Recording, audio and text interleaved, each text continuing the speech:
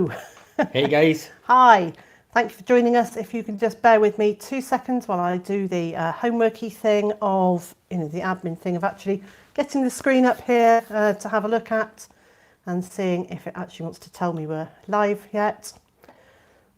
It doesn't want to play. So I know Emily is here. Hello, Emily. There's 6 people here already. Wow, that's good. Fantastic.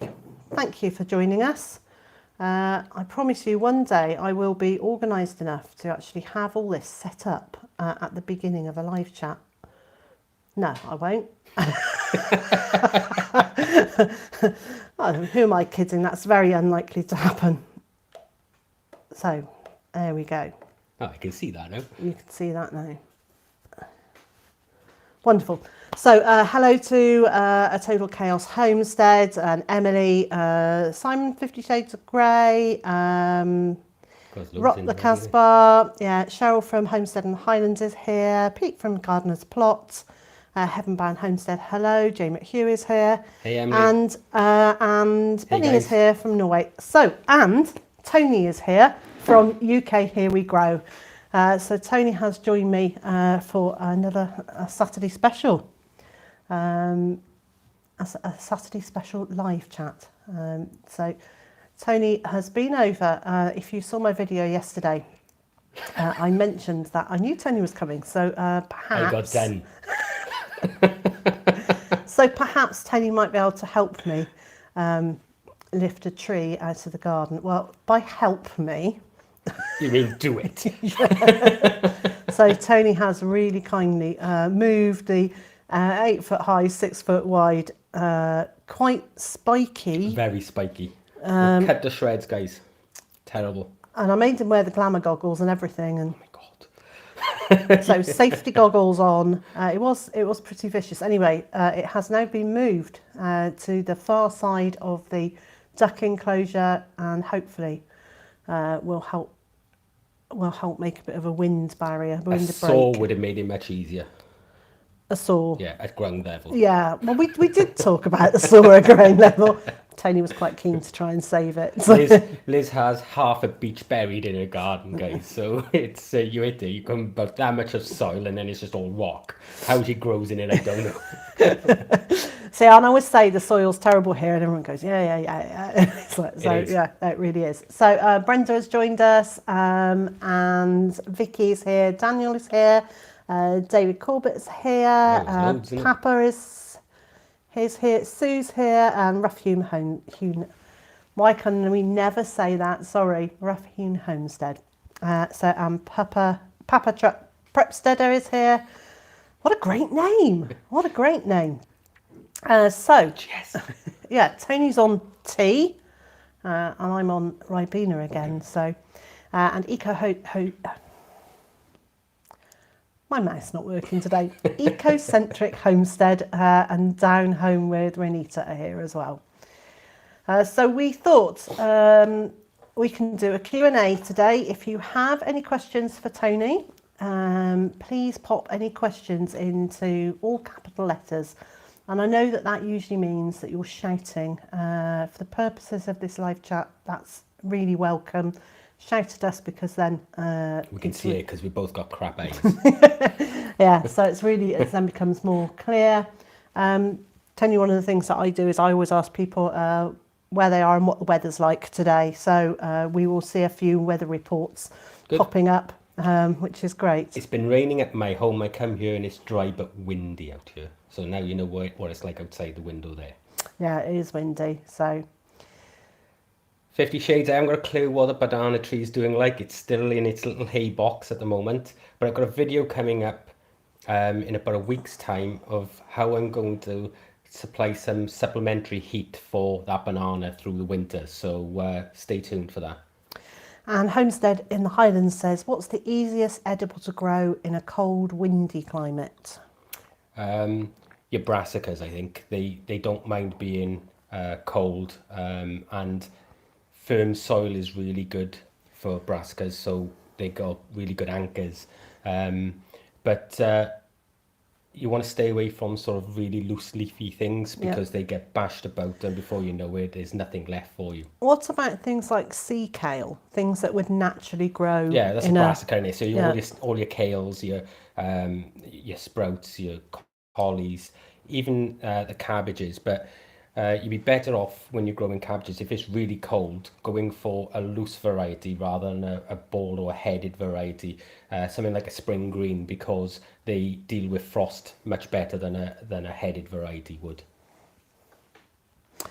Vicky's saying she's making her first raised bed. Great. Nice. That's great. Iowa is under 13 inches of snow. Wow. Already. Chilly. Oh, I don't envy you. I was looking at And Indiana, 4 inches in Indiana, look. Wow. yeah. So I was watching Willow Creek Homestead, who just keep getting snow dumped on them like that. Benny's saying it's snowing a little in Norway. Vicky says brr. Yes, brr indeed. It's that is my cold. So it actually makes me. So when people say either it's like sweltering hot or it's really, really cold, it just makes me appreciate how mild a climate. We've got a fantastic climate here in Wales because we get all the water we ever need. But it's very rare. We get a couple of months that's really, really cold, but the rest of the time it's mild. So, we've got a really well balanced sort of climate. It allows us to be able to kill off all the bugs and things when it gets really cold, and set those seed out of their dormancy, and then we get a fantastic growing year. The summers could be a bit better, but we didn't do bad last year. We had a good summer. Yeah, So, really good. and Kevin has joined us. Hi, Kevin. He's asking about the banana tree. Tony has got on a video coming up in the next week or so with an update on how I'm going to heat that area. Not so much heat it, because I wanted to grow the banana tree without heaters and electricity and everything else, and that was the whole idea behind it. It's still in its straw box at the moment, but I plan on like a supplementary heat source using manures and things, and a lot of you will know what that's about, but we got an episode of that coming up very shortly, so keep tuned for that. Okay, Annie asks, and she's asking you, but even I can answer this one. What's the best tool for cutting a square for a window on the shed? So Square. So I would use a drill to make a hole in the four corners where I want to cut it out. So not a tiny hole, quite a big hole. And then I would use a jigsaw to cut from one hole to the next and take it out like that. Yeah. And if there's a frame behind it and you really need to be quite precise in your cutting, after you've done what is done, you could get a small little router, a palm router, and with a flush cutting bit, and that would then take that plywood right up to the frame itself. So you would have a perfect square then, and it would take out, the only thing you'd need to do then is just chisel out the little corner where it leaves a little round in the bottom of the corner. But pretty much the same thing.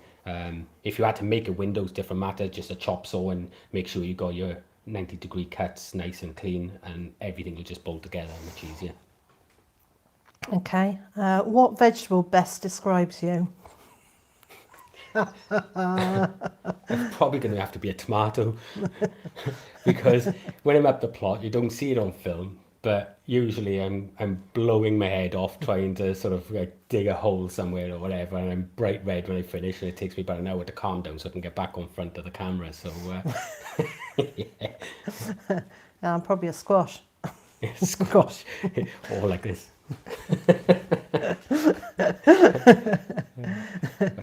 What's that one? So Annie's saying, oh yes, so yes, a bit like I cut, but neater than the holes I cut for the vent in the duck house, because it actually didn't matter what those looked like or whether they were straight. So I didn't draw a straight line to follow with my I think jigsaw. a lot of people just can went be for it. quite vain in making sure every little cut is perfect and things like that. And for the most part, when you're in the garden or when you're homesteading and things like that, it really doesn't have to be perfect, because the ducks are not going to care.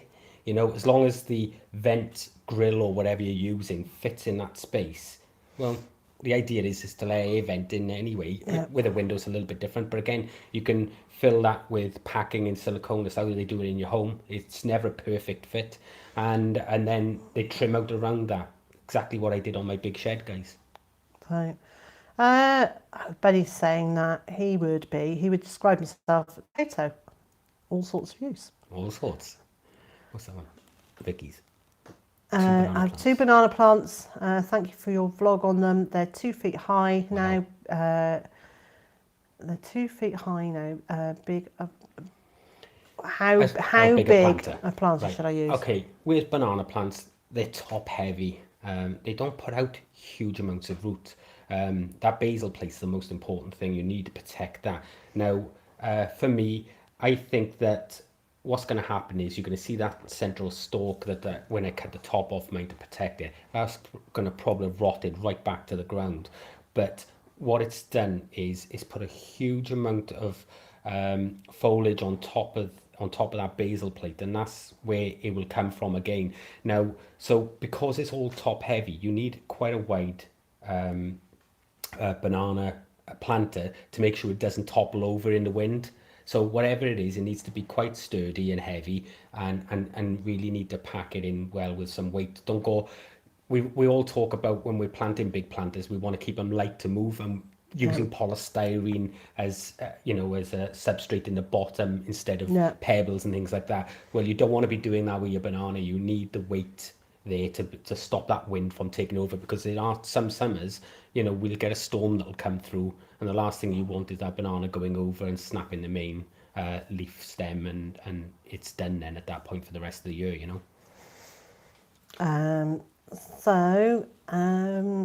Sam's allotment has joined us. Hello. Hey, Sam. And Jan Willits is here as well. And Pete over at Gardener's Plot says, what part of Liz's plot makes you envious? Now, all of it. Peter's been here. He came to visit last year. Right. I think it was just the amount of space that... Yeah. Liz has got a fantastic garden, guys. It is really big compared to most people's gardens, and what I like is the fact that each area has been sectioned off, so it's like its own little room, and I really like that because you can then work on that area. And that's one tip I'll give for new gardeners, because when they take over a new garden, it can seem daunting when you see all of this weed or whatever else you got to deal with, whether it's grass. It's really daunting, and this is one of the big reasons why a lot of new gardeners fail in their first year and they quit, is because they see it and it's too overwhelming. Yeah, and it's like when you take over a new allotment plot and you've just got that mass expanse of weed. Yeah.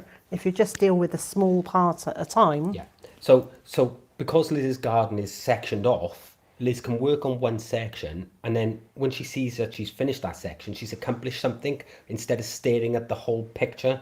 If you break things down into little goals, like with raised beds, if you split your garden up into raised beds and you've got 8x4 raised beds, it takes maybe half an hour to sort out a raised bed. Well, all of a sudden there's a raised bed that's done, and you can grow in that area. Whereas if you're digging on an allotment, a lot of people, they dig and they dig and they dig for hours and hours and hours, and they may have only done a couple of feet and they think, oh, what's the point?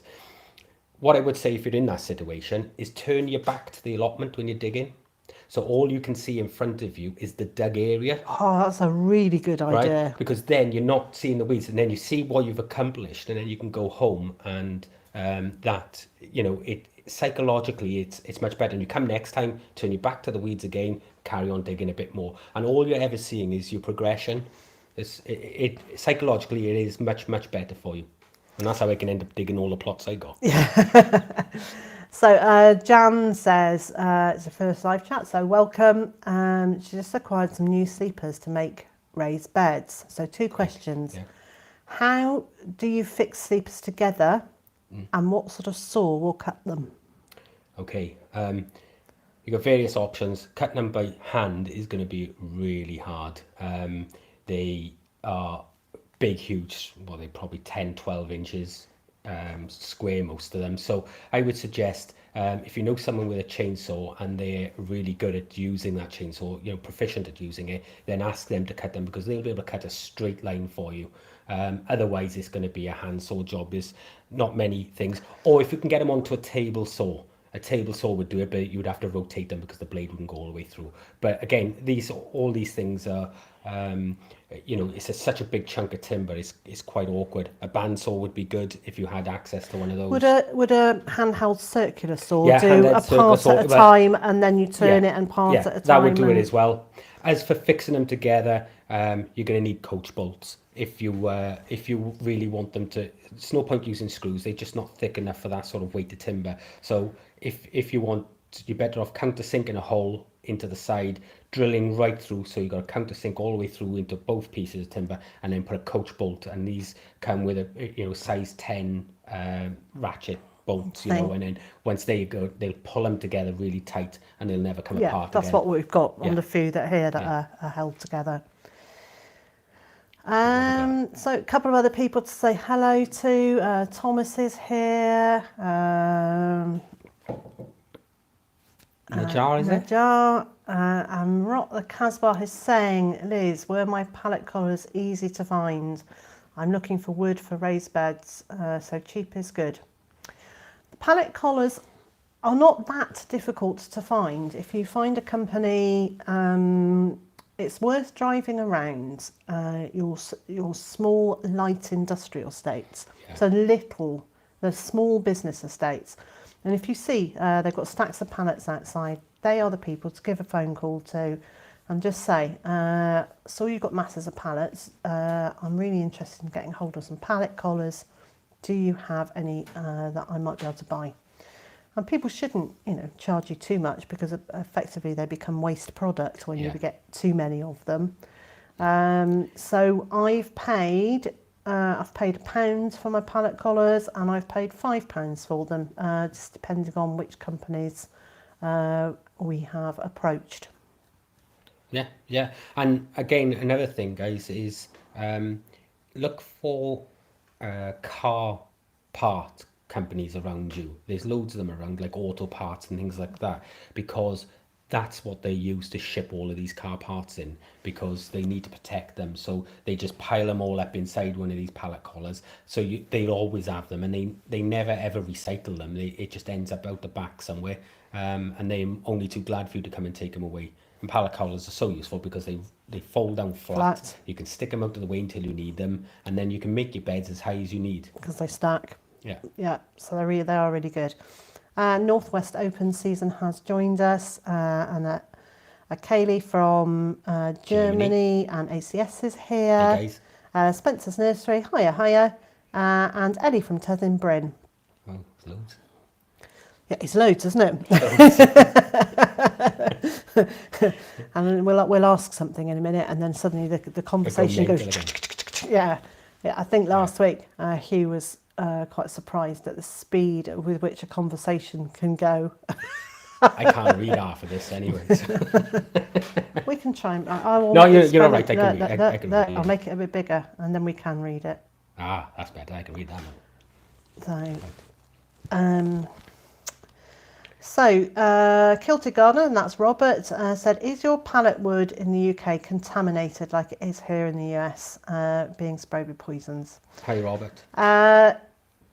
We have a very easy way to find out if they have been sprayed, because they are coloured, aren't they? Red and blue usually. I wrote a blog recently about composting, and I set up some compost bays using those, only because you won't believe the amount of people that came on to me saying, oh, you're using contaminated pallets and this, that and the other. But although I was storing things in there, I won't actually making my compost in it, because those compost bays are going to be lined with ply afterwards, so they're only really the outer skeleton. But yeah, in this country, red and blue pallets, stay away from them. Any coloured pallet you need to stay away from. They always dye them. So anything that is wood colour hasn't been treated with anything that's going to contaminate the soil or us. They tend to dye all the softwood pallets. They're really heavy, but like the hardwood don't tend to get dyed, so they are safe to use than the hardwood pallets, and they also last longer as well. So Hilary has joined us. Stephen's here. Jay is here. Tony Stevens are here. Gardenia's plot. Yeah, that's Pete. Pete's over in Bristol. Hiya, Pete. So, and Thomas said, yeah, some are sprayed and some not. Yeah. And Chrissy is here. Hiya, Chrissy. Annie is saying, Liz and Tony, what can I use to protect untreated wood? I'm using a bed base that I've moderated for I'm using a bed base that I've moderated for a garden bed. That's ingenious. Right.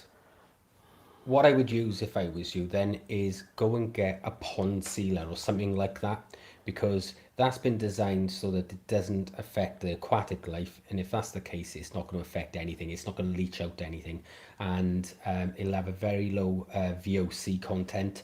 So something like a pond sealer or a pond paint, something like that would do you good, and you know it's never going to leach into that soil. There are other sealers that you can buy, but to be honest with you, most of them are going to end up leaching eventually. Yeah. So stick to something that's designed on a purpose for things like animals, so like a pond paint or something like that, you know you're not going to have a problem. So Jamie Hughes says, Tony, do you visit Hugh's garden and does he visit yours? Any videos? Well, not yet. No, we haven't yet, and it's something that Hugh and I have discussed, and he did mention about coming down this summer at some point.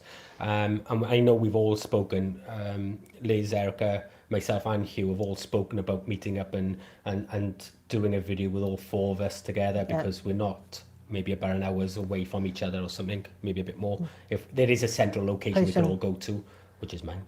And or we could find a pub somewhere, which might be even better. yeah, make it even better. But yeah, there are things on the cards. But Hugh is really busy with sorting out his book and everything else at the moment. And but who knows now? Come the summer, we might sort something out for you guys. Be good, wouldn't it? Yeah, really good. Yeah, we've been talking about it for years, Hugh and I, and it's just we just haven't had the time to do it. Either he's been busy or I've been busy, and you know what it's like with life. It sometimes it takes over, doesn't it? We've been joined by Lizzie and Rev Haynes, and Spencer is. Oh, there's two questions. Rev Haynes says he's just in from the garden. Next time, wait until it's dark in the UK. It could do. Yeah. Well. If I'd come here when it was dark, I wouldn't have been digging up a tree. So Liz does have a method to her madness. You know? Yeah. So Cheryl's saying... Scardina's plot, GW4 is good, yeah. Yeah. And Cheryl from Homestead in the Highlands is saying about Erica's wine stash. Wow. I want some of that. She's doing very well with her wine making. Saying this, we've just taken out a load of things underneath our house. Now we've got a crawl space under our house of about 5 feet, something like that. I say it's a crawl space, it's not really a crawl space, but it's about 5 feet high. And I've been storing things down there, like vegetables, sacked vegetables and things like that. But I've been talking to Tina about digging it out deeper and putting a proper basement in there where we can set it all up like a pantry, so a cold store, and then like the wines and things could go down there as well. They could go down there now though, if there was enough space. But we've now, it used to be, there was an area that used to be used for the tumble dryers and things, so now they're all gone out of there, so I can get in there now and get on with it. Like. So lots of nice comments about good timing and things. And Nick's allotment has joined us. Hi, Nick.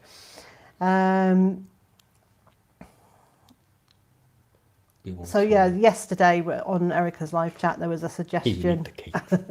There was a suggestion that we all met up and did a live wine tasting at Erica's.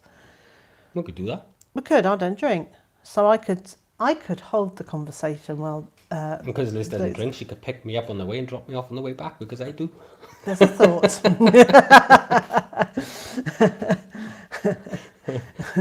Yes, definitely. So Spencer is heading off to the allotment. Thank you for dropping in. It's nice weather actually. It's nice weather once you get working and warmed up. It has been pretty. I got warm pretty quick. I didn't, because I just stood around going, Is there anything I can do to help? Put them glasses back on. Yeah, I did actually. I did quite a lot of put the safety goggles back on. Put the safety goggles back on. You don't want a thorn in the eye, get your glasses on. Yeah.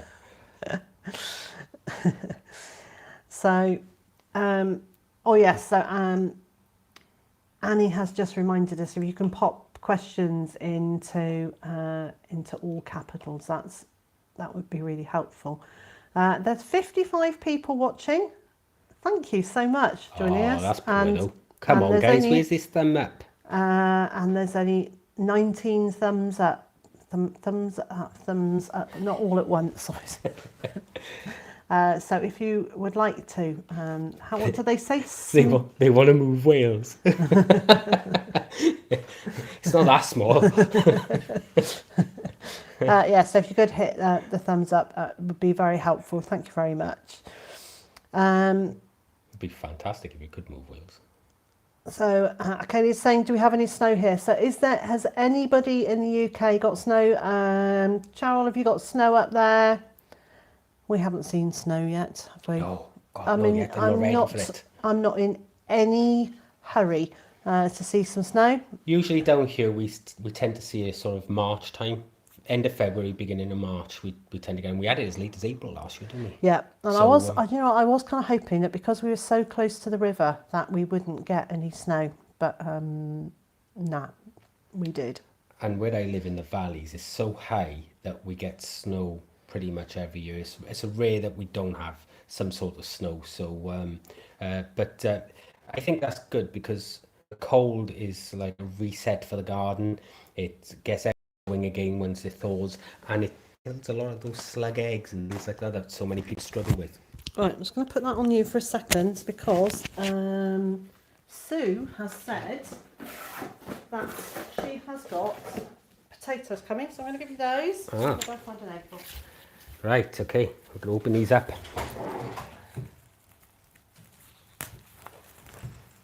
ACS, my fortified banana, as far as I know, is doing okay. I'm not too sure. I have already said at the moment, we know we do some cold weather, so we're going to be looking at supplying some sort of supplementary heat via hotbeds and things like that. We've got a video coming out on that very shortly. I'm very much assuming the central column of it is going to have rotted away, but as long as that basal plate is okay, it should send up a new banana. And I'm hoping that's the case, so we'll see after the last frosts. Right, okay, so I'm just going to scroll back a tiny bit here and just check who that was. So Sue Jones says, I have potatoes coming at the end of the month. How long before I should start chitting them? So we're just going to talk a little bit about what chitting potatoes is. Right, first off, you get your potatoes usually in netted bags like this. And a lot of people get them, they stick them on the side somewhere or in a cupboard out of the way, thinking that they'll be okay. The important thing with potatoes is that they've come out of a cold store, and the battery's going to die. They're going to come out of a cold store. So when they come out of that cold store and they come into your home, that potato thinks that winter's over. So it's really important that you get it out into the light. So now chitting is a process of where basically this potato shoots. It starts its little journey off into life and it sends up shoots. And there's loads of little shoots. This particular potato probably got about 15 or 20 little shoots across the top of it. You can always tell where it was attached originally to the main tuber. Okay, because that has got a little fluffy tail, almost, hasn't it? A little tail. Whereas where it's going to have shoots is what we would call eyes. So that's the end you want up, right, isn't it? Yeah. So stick them in something like an cardboard egg tray. And these are ideal to use for many reasons because they're recyclable. They can end up in your cardboard, in your compost afterwards, providing you've taken the leaflet off it, like Liz just did. And literally sit them in there just like that and stick them in a really bright, cool place. You don't want it too warm or they're just going to keep shooting. And the reason you want it bright is because if you've ever had potatoes under, in a cupboard somewhere, and you've seen those long, really spindly white shoots coming off, that's the potato looking for light. What you want is really short, dumpy, purpley black or dark green shoots that come off these, and they'll be really short and stubby, and you know that that's just waiting to burst into life when you plant it then. And that's the best way to store them. Get them in here now, and then plant maybe around about 3 weeks before your last frost, depending on the whether it's a first, second or main crop Right, variety. should we pop that over there? So I hope that helped. So the answer is not in the ground yet, but Definitely you can not. definitely get them, start to chip them now. So Wonderful Life has joined us, and I'm going to say, if we haven't said hello to you, I'm really sorry. There's so many in here. That we've missed it because the conversation is going really quickly. And Liv Olsen has joined us from Norway. What's Kate saying? Oh, okay. So Hope you get better soon, Kate. Kilter Garden says Kate says she apologises not for being so. Kate is inside Kate's kitchen, and she's usually one of the moderators. And she apologises for not being here. Well, there's no obligation, is there, for Absolutely anybody not. to be here whatsoever. So I just appreciate it when people turn up and watch my videos, because there's one thing that everybody, you can buy pretty much anything with money, but one thing you can't buy is time. And for me, it humbles me every time when people come and spend their most precious resource to watch my videos. Yeah. And it's I'm sure it's the amazing. same Yeah, for you. no, it's absolutely. And, so when someone says to me, oh, I'm really sorry I can't be there, or I'm sorry that, I can only watch for half an hour today, or whatever it is, you're thinking, why are you apologising? I just really appreciate you turning up in the first place. One thing I did want to say, we were talking earlier on about new allotments, people with new allotments. Yeah. And that a lot of people give up really soon. They think that they get an idea in their head that, oh, it'd be great to have my own fresh, organic, grown foods.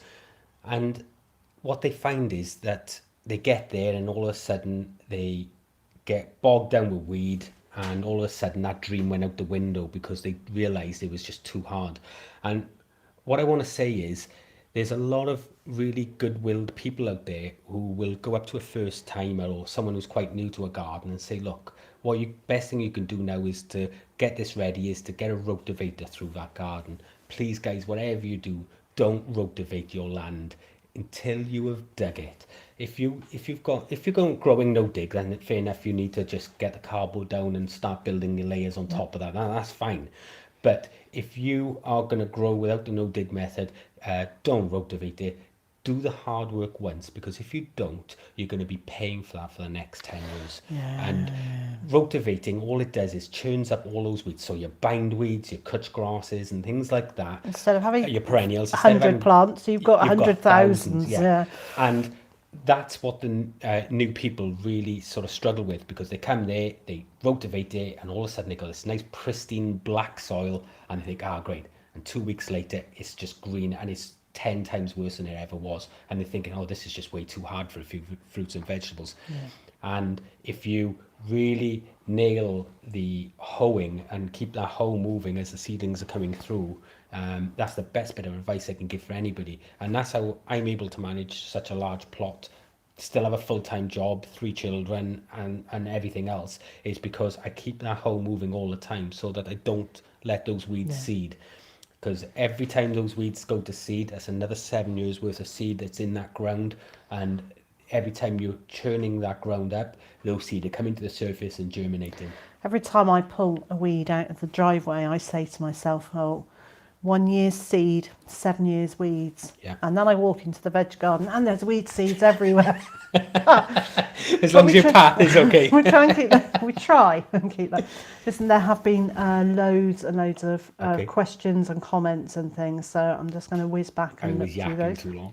No, you're not at all. Tony's running a test this year. He's planting first earlies, second earlies and mains on the 1st of Feb, April, June and August, just in his polytunnel, to see how long a season he can actually get. What I will say, Tony, Tony's in France. In France. I might be making that up. Let us know, Tony, if you are in France. It's a little bit milder over there, and you may get away with it, but people tend to sow in August for a Christmas potato, and in a polytunnel the foliage tends to get hit with that very first frost, and that's it. So unless you've got that potato growing long enough for those potatoes to start forming, the time that first frost comes in a polytunnel, it's just not going to get through. However, I have seen people do it in greenhouses because they tend to keep the frost out better than a polytunnel does. So that's just worth something thinking about, or maybe you can protect it with fleece or something like that. And Marika has popped in and popped out again. Thank you ever so much for joining us. And Branco Homestead is here. Hi. And Nat Texan, who's in Virginia. Hello. And Sarah is here. And she said we learn such a lot from each other. Love the chats for however long any of us can manage. Yeah. Yeah, absolutely. Pete Gardner's Plot asks, when did you feel ready to do your first live chat? Well, I'll tell you when I am. I never feel ready for them. I do a sort of 20-minute routine before the live chat starts where I run around like a headless chicken going, I haven't got anything organised. And I think the biggest issue it was for quite me calm, with live wasn't chats, it? it was today. I was too busy stuffing my belly. I think the biggest issue for me with live chat is for the last 7 years I've been making videos at the plot, and my house is quite crazy in the fact I've got 3 kids running around. Tina may be hoovering in the background or whatever the case being. So doing them at home, I don't really have an area that I could set up specifically, because of the family and the house size and everything else. And of course, doing them at the plot, if you ever tried doing a live chat on a mobile phone's signal, it just looks terrible. I've seen so many people doing it. And, I've always been trying to give better quality videos for people. And I think that when you degrade the quality of the video just because it's a live, people are going to switch off anyway. So what's the point in doing the live? I would love to be able to do a live chat, and this is why this is the very first live chat I have ever done, and I've come over to Liz's to do that and speak to you lovely guys. But I think that eventually, technology will move on. There are ways of doing it at the moment, but they're quite expensive. But as technology moves on, I will be able to start doing the lives then. There is a possibility of me doing a couple at home when Tina's in work and the kids are in bed or something like that, but it's usually something I don't really know until the last minute, and with lives you tend to need to promote them a little bit, Yeah. And Phoebe has, where did I see Phoebe's comment there? Phoebe's World. Good morning, good afternoon. She's a Welsh girl now living in the US. She loves the channel, reminds her of home, and I so miss my allotment. So whereabouts in Wales do you come from? And how are you enjoying the US? Well, actually, only reply if you are enjoying it. We'll have a positive, positive talk. Positive comments only day, shall we? I could have just opened a whole ball there, couldn't I? Nick's allotment diary says, Tony, will you be visiting any of the UK garden shows this year? There's a good chance, Nick. I didn't go last year because I had so much on, and I've got loads on and loads planned for this year as well. In fact, for the last sort of like 6 weeks, I've just been constantly on the phone to people and planning videos for throughout the year and things like that. And that was why I've laid off putting out so many videos at the moment, and it's due to start up again very shortly. But I'm hoping to get to Malvern again, and I'm hoping to show at Malvern like I did a year before last. And I will probably get to a couple of the RHS shows if I can get the time. The problem I have is that a lot of them tend to fall on days I'm working, and then I'm having to arrange for someone to cover me at work, which means I got to pay that shift back. So sometimes you just got to weigh it up a little bit, And we've been joined by Howie from Food Forest How you doing, Howie? Permaculture. And we are way behind in the chat. We'll catch up, good time. We'll catch up. And Byther Farm is here. Hello. Thanks for the link, Emily. Oh yes, Emily's being wonderful. She's popping up links all over the place, which is great. And a lot mental have joined us as well. Hi. Yeah. Homestead in the Highlands. I do lives on my mobile. It's all I have. I sit in the lamb shed. Brilliant.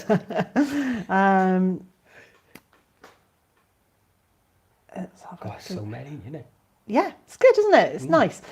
So Health Enthusiast said, I wonder if the majority of Liz's viewers are American. No, about 30% of my viewers are American. About 30% are from the UK, and the other 40% are from the rest of the world. And I'm seeing about the same now, whereas before, the biggest part of my subscriptions were in the UK, and I don't know why that was. But it's for because years, you came here and I introduced you to everyone. It must have been. But this last year must have opened the door to Americans, and they've been coming onto the channel. I think the UK part of the name tended to put people off quite a lot, and it was never meant as a way to say, oh, I'm just a UK based YouTuber. It was the reason it was put there was because Here We Grow wasn't available on all the platforms. Do you know, I thought it was a take on, okay, here we go. No. And it was just, UK, here we go. Originally, I'd started off as Tony's Allotment, and when I decided then that I was going to make a go of trying to put out educational content to you guys, then I decided to change the name and came up with Here We Grow because it suited the whole thing. But when we got looking at all the platforms that we needed, the email addresses, the websites, and Instagrams, Twitters, and everything else, it just wasn't available. There was so many people using it for, believe it or not, for nurseries and things like that. So we decided to put the UK part in the front of it, but it was never ever meant to put people off from joining the network and things like that, because we tried to cater for absolutely everybody. And my family garden's here. Hello. Have you been out and about of an evening again?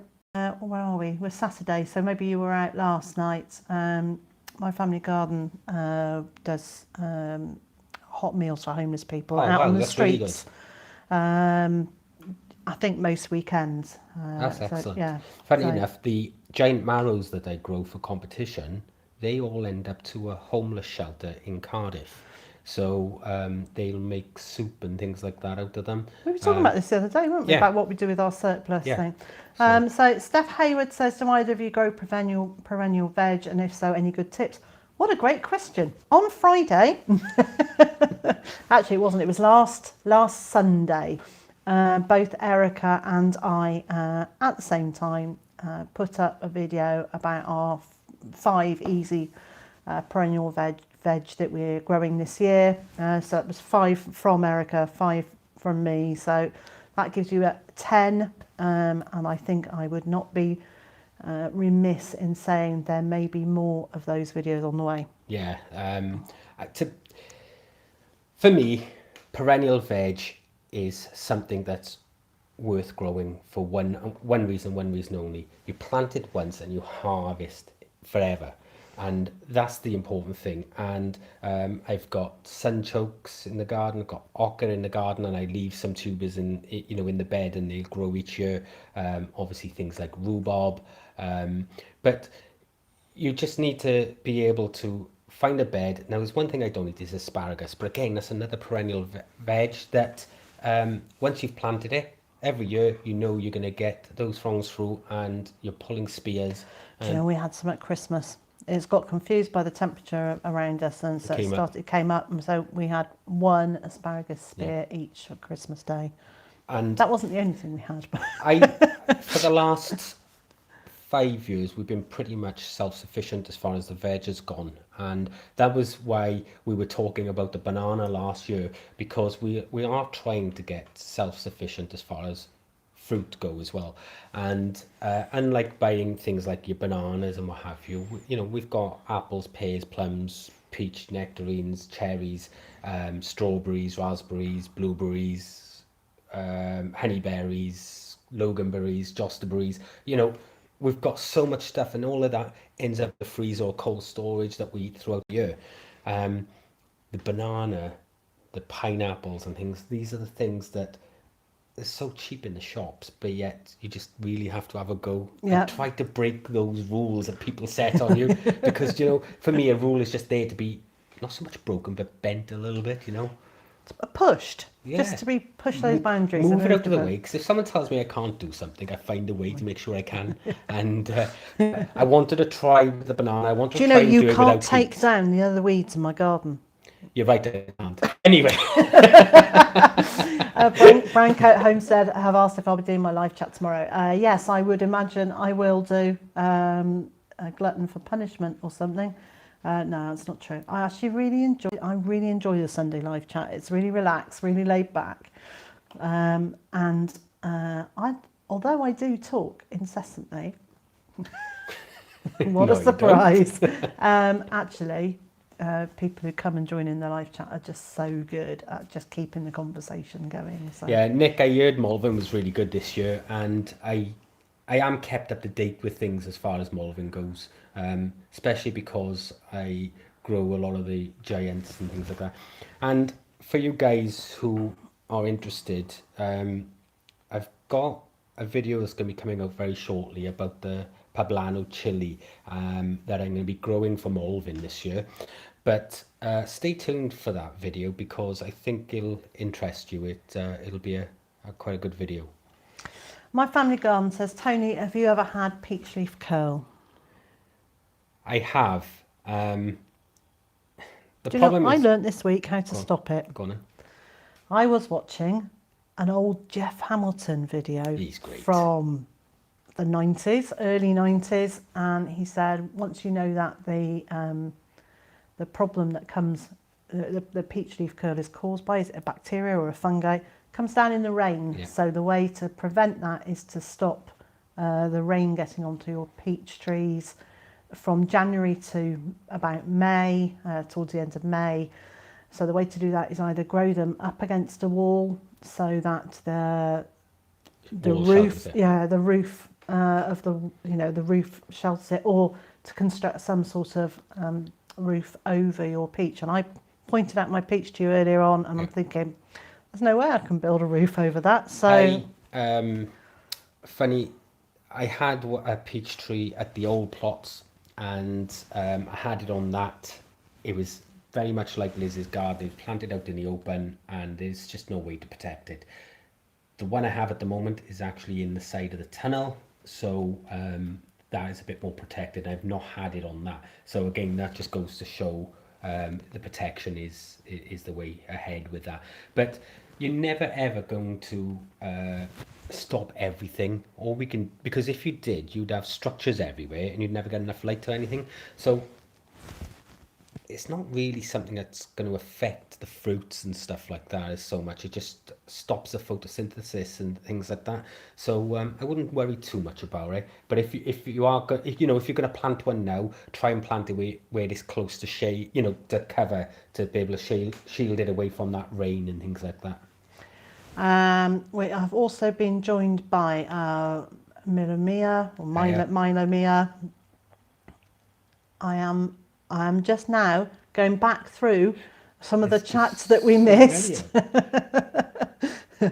You learn to either read really fast or keep apologising.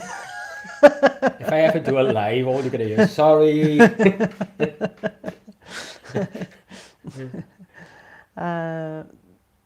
Ginger, 50 Shades, what's that? I think that's whether we were talking about perennial foods. Ginger, yeah. Loofah gourds. Funny you should say that, Emily. I got sent some seed about a week ago, and it has 5 loofah seed in there, and I will be growing them this year. Nice. So it's something that I've wanted to do for a couple of years, and I just never got around to it. And someone very kindly sent me 5 seed, and they arrived about a week and a half ago, something like that, a week ago. And so I will be growing them this year. Annie asked if I'm going to be growing tumbling tomatoes again this year. I'm really undecided about tomatoes. I was watching. Oh, what was I watching this morning? This morning I was watching Appalachia's Homestead with Patero, where she was talking about doing what makes you happy, and it isn't necessarily the thing that conforms to other people's vision of homesteading or how your garden should be or your allotment should be. And she was saying, you know, she's not going to grow any tomatoes this year. And I thought, well, I didn't grow any last year, apart from I grew one little hanging container thing of tumbling tomatoes, and I'm not sure I'll bother this year at all. Can I just say one thing about gardens, guys? If people turn around and say to you that, oh, you're not being a real gardener, you're not growing tomatoes, or you're not doing this, the idea of having the garden to grow food in, or an allotment, or whatever you want to call it, is so that you can choose what you're growing. And what I would say to everybody is grow what you eat. If you don't eat tomatoes, what is the point in growing them? If you don't eat courgettes, don't grow courgettes. Use that space for something that you do grow, that you can store and eat through the winter and things like that. That's the whole idea about it. It's just a waste of space otherwise, because those tomatoes will end up going in the bin, or you'll give them away, or whatever the case being, when you could have been using that space to grow and utilize that space for something that you can put onto your table. And that's the important thing. Unless you've got a family member who really wants tomatoes and you're growing specifically for them, then fair enough, Liz didn't grow them. I grow about 30 plants a year, right the way down the one side of my polytunnel. But we go through loads of tomatoes. Being celiac, I eat a lot of tomato sauces and things, for spaghetti bolognese and lasagnas and what have you. So we grow the tomatoes for that, as well as cutting up to go into sandwiches and everything else. So, all right, no worries. So yeah, use the space, instead of. So don't feel that someone says that you've got to do this, or you're not a gardener if you don't grow that particular vegetable. And I would almost say challenge people who say something like that to you, because a real gardener would know full well, these people are growing what they want. That sun just comes straight out on me. It's nice, isn't it? Oh no, it's not. It's not pretty on the picture. No, that's what I said. It's just come out on me. I'm yellow. All right, hang on a second. I will shut. This is why we have the look curtains. at that. Right, keep going. Yeah, no, I've got to do it on the other side now. Okay.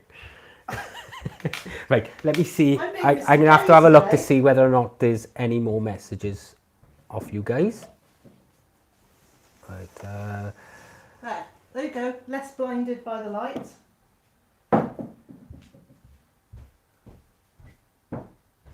Emily, if you've got loofah seeds in the post, yeah, give them a go and see how they come out. In fact, I challenge you so we can see who gets the best loofah. How's that?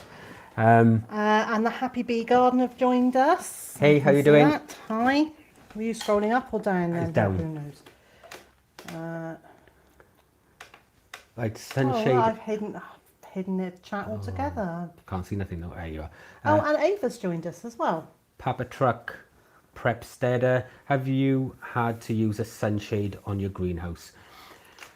I haven't had to use it in mine, and the reason being is I have an opaque polytunnel or high tunnel cover. So it's already built into the cover itself, and I find that's the best of both worlds for me, because I still get a really light tunnel, but the light is diffused. If you're in a greenhouse, then you may have to use like a greenhouse whitewash, or like a debris netting over the top of it, or something like that, just to shade out some of the debris netting over mine. So. Hi Erica, she's not stopping. She's just flown in and out. And Jen, Chaotically Minimal, is here. Hello. Just so that everybody knows, I was asked, will I be doing a live chat tomorrow? So yes, I'll be doing my usual live chat tomorrow afternoon, which may be morning, or very early morning in other places. Perennial, I have used wool in the past as a mulch, and it works okay, but what I find is that it attracts a lot of animals into the garden that you don't particularly want. Things like cats and things tend to get in it and use it like a litter tray. What I would do is use the wool in your compost and use it as a compost material. So I see, I've just been given some wool that was used in packaging, and I was going to use it as a mulch. So yeah, I'm gonna pick that. I find that every time I've used it as a mulch, I end up with feces from cats and things like that, and also the foxes tend to like it as well. So personally I steer away from it as a mulch. And Bettina has joined us as well. Hello. Hey, how you doing? Wool rats, or is that wool and rats separately?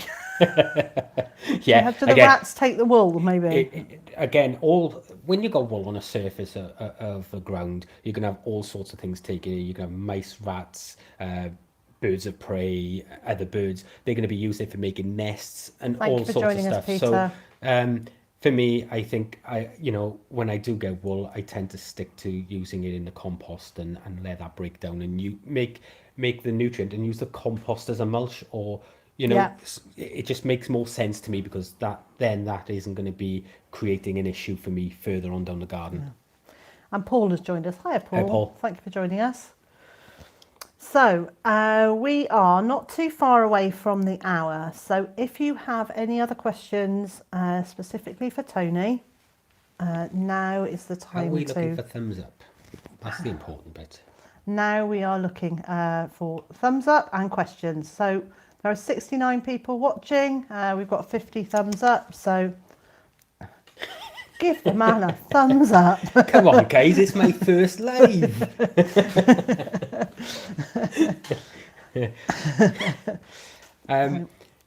So going back to this wool thing, just stick to the sort of usual things like leaf molds and the normal mulches you'd use, like composts and things like that, or bracken, rather than the wool. I think it'll save you a bit of heartache. Thank you, Bettina. Annie says, Tony, how's your shed coming along? Right, since the update that I did about a week or so ago, I haven't done much in the shed, only because the weather's been dry and I want to get stuff done outside. The fruit plot is nearly done, so that's nearly all weeded and bark chipped. All alongside the tunnel is done, that's all weeded and bark chipped. And I've taken down that horrible pallet fence that are all rotted that I said I was going to take down. And today I've got around about 20 ton of manure being delivered, and I'm here, so I hope they can get it on the plot. So that'll be the next job, is spreading that. But the shed is coming, don't worry. Okay, we also want to say hello to Johnny, who's here. Hi, Johnny. Debbie and Jane. Hey, all of you. This is really nice, because lots of people who haven't seen before. And what do you mean by the new roofing? We put a new roof on the shed. God, what was that? April time, maybe last year.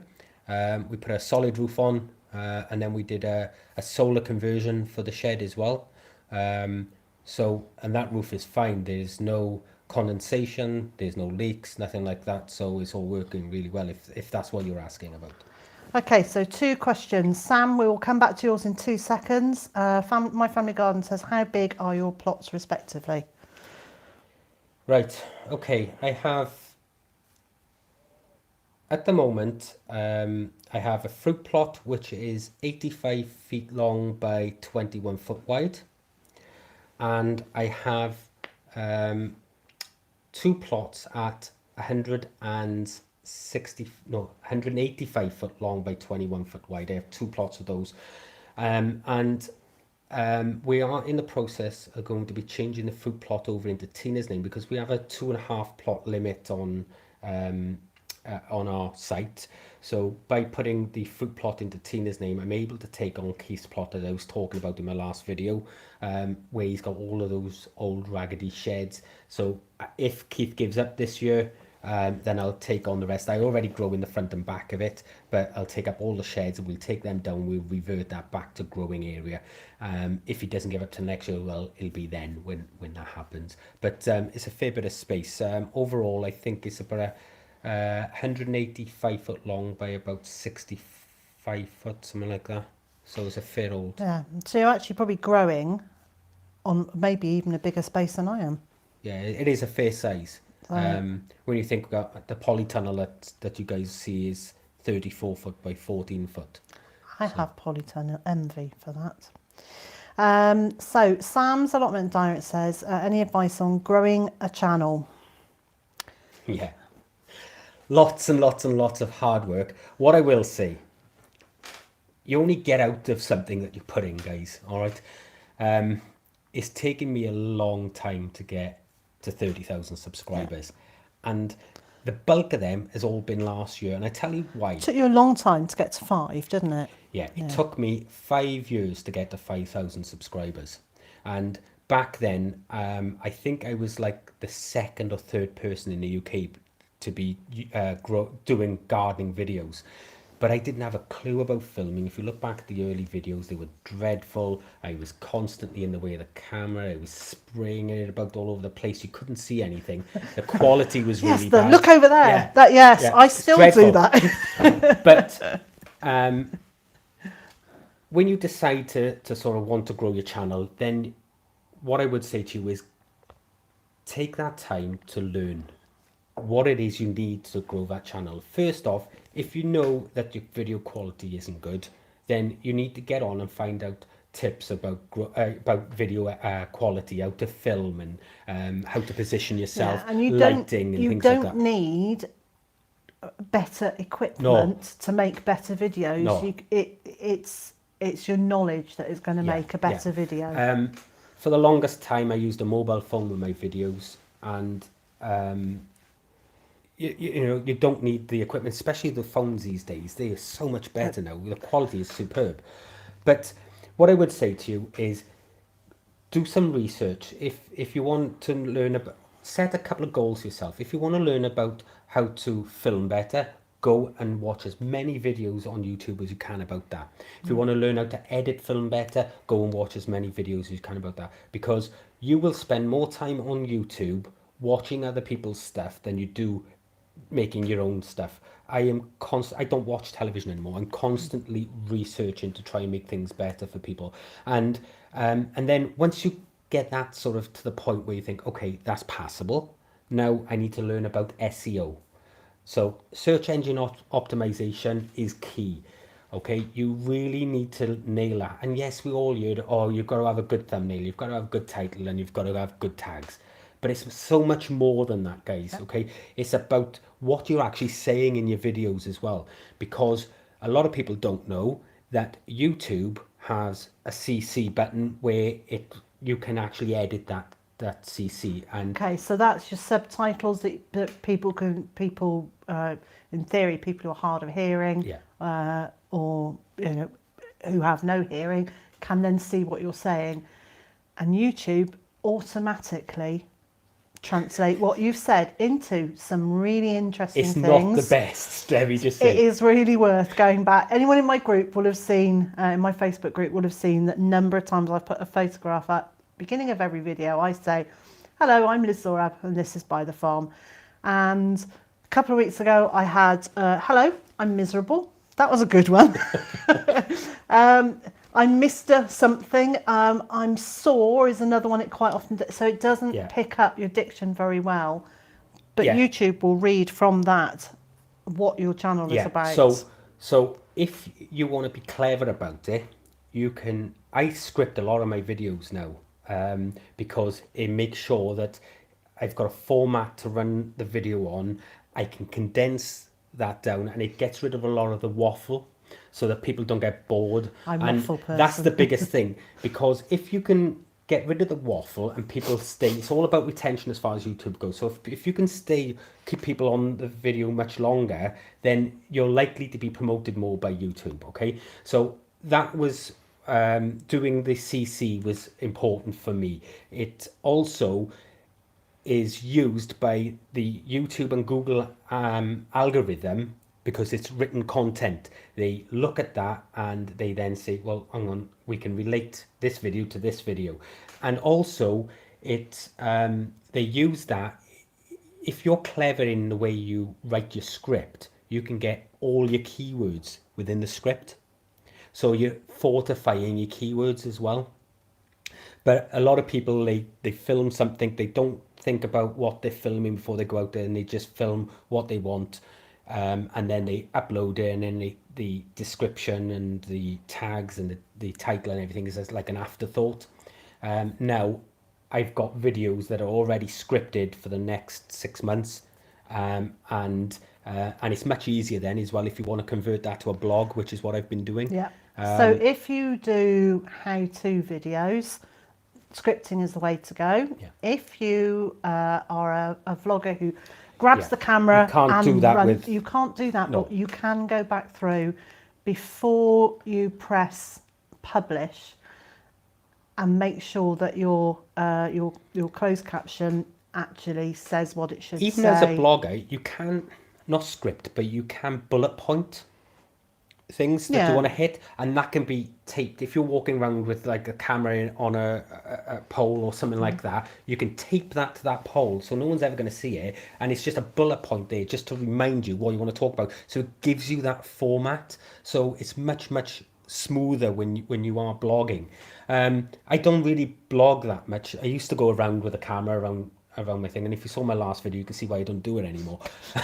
So I like to get the camera locked off and try to sort of do that. But again, so once you've learned all of that stuff, it's about presentation. I've just constantly trying to learn new things to try and make it better, and then things like this, then collabing with other people, reach out to other members, because one thing I've found about the YouTube community is they're fantastic people, and it's very rarely you'll get someone go, oh, I'm not interested in collabing with you. Yeah. So it's well worth it because it's about the exposure. And when you ask another channel to do a collab with you, I think the most important thing to bear in mind is what value can you offer. Yeah. So it's not about what they can do for you. They can do for you. It's what can you do for them. So when I first asked Hugh if he wanted to do a collaboration with me, I invited him here. I said it might be interesting content because we're both Welsh YouTubers, but in very different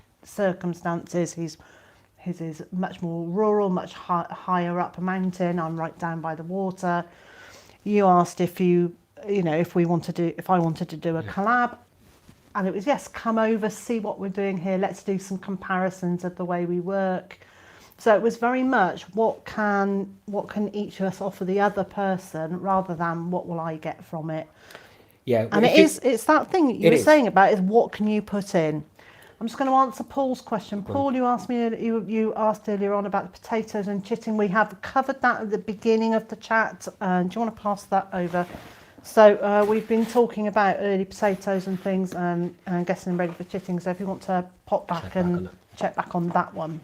Yeah, just like I said, as far as learning, it is a lot of different things. I mean, one thing as a YouTuber, I think Liz and anybody else who makes videos will tell you, you have to, be someone who's good at coming up with ideas, writing scripts. Then they're filming. You're having to be an editor. Then you come out, you do an SEO. Then you have to promote it. Then you have to then get in and obviously build a community and chat with you guys, because that's what it's all about to me, is being able to converse with people and build those relationships there.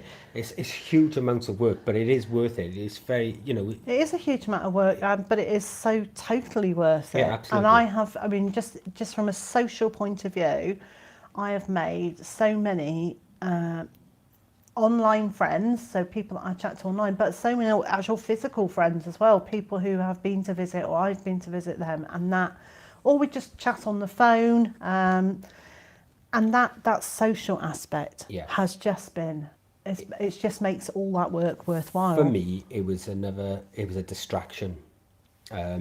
because of my job, it was a way for me to come away from that, bury my head into something else and totally forget about everything I've seen that day or that week or whatever the case being. So it started off as a distraction for me more than anything else. But of course, you know what it's like, as more and more people join, you think, well, hang on, I'm having an effect here.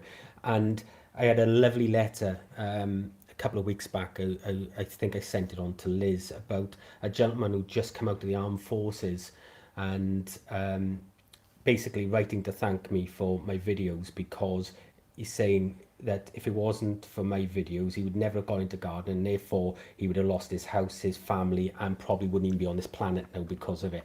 And it totally changed his life.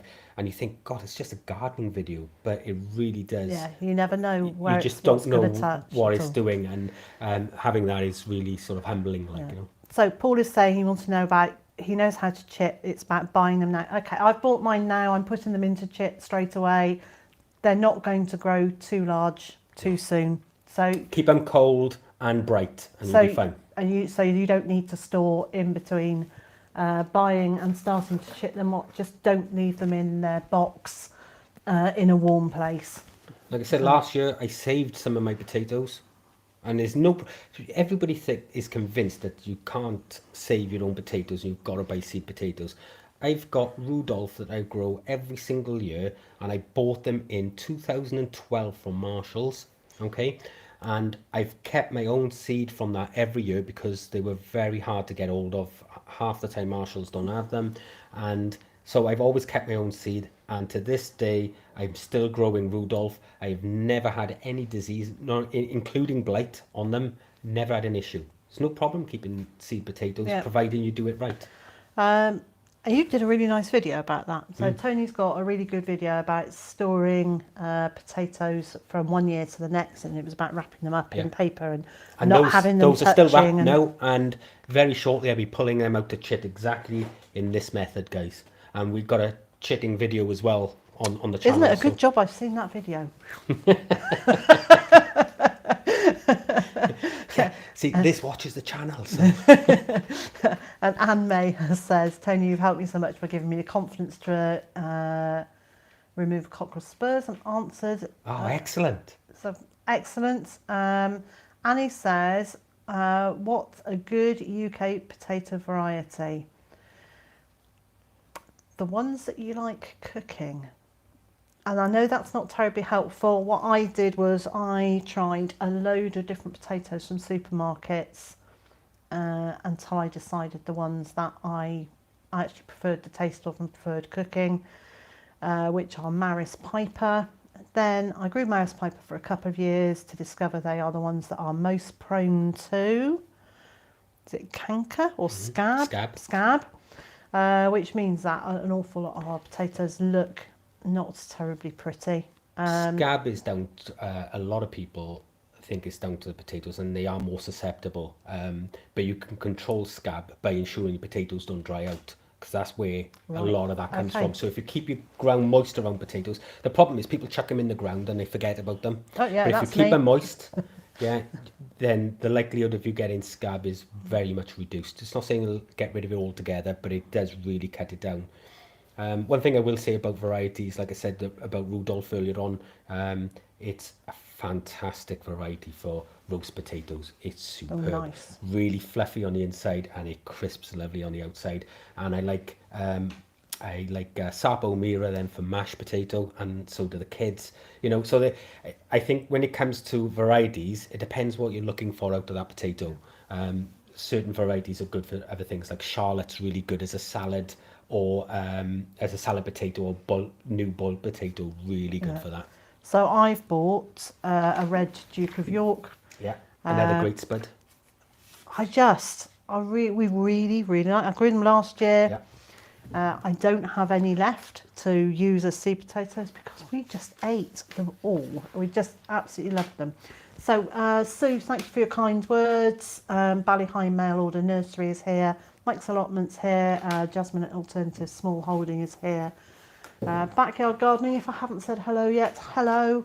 And once again, my apologies if we haven't caught everybody to say hi to you. I will go back through after this live chat. I'm going to ask Tony to do the same over the next few days. Yeah, I'll come back to that. And we'll just, any comments that you've made, any questions that need answering, we will either answer in videos or we'll leave as a separate comment with your name to start with and then the answer to the question. If you're going to keep potatoes, guys, those are the ones that you want, something about the size of an egg.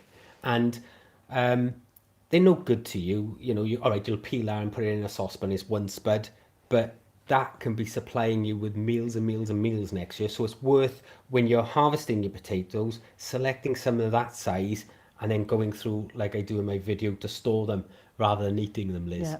Yeah. Because that little bag is probably around about £5 worth.